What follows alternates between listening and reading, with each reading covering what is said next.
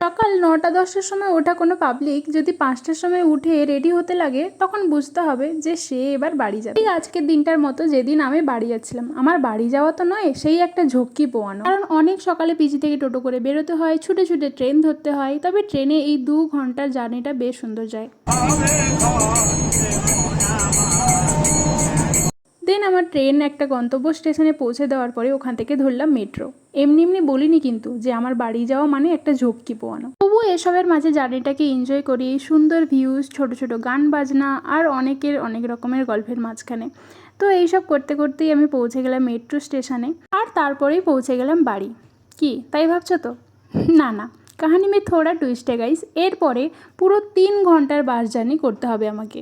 মাঝে মাঝে মনে হয় যতক্ষণে পিজি থেকে আমি বাড়ি ফিরবো ততক্ষণে পৃথিবীও ২-৪ ডিগ্রি বেশি ঘুরে নেবে, বা কোনো একটা রাজ্যের সরকারও পতন হয়ে যেতে পারে। কিন্তু সেটার সম্ভাবনা একটু বেশিই ছিল, কারণ আজ আমি বাড়ি না গিয়ে সোজা গিয়েছি আমার পুরনো কলেজে।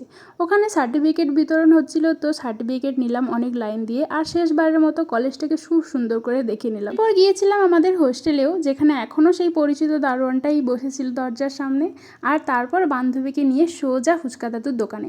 এই ফুচকা দাদুর ফুচকা আমি খুব মিস করেছি, তাই একদমই আজকে মিস করতে পারতাম না। ফুচকা টুচকা খেয়ে পাশেই বৈশাখী মেলা বসেছিল, তাই বান্ধবী বলল চল ওখান থেকেই তোর বার্থডে গিফটটা পেন্ডিং আছে, ওটা নিয়ে আসি।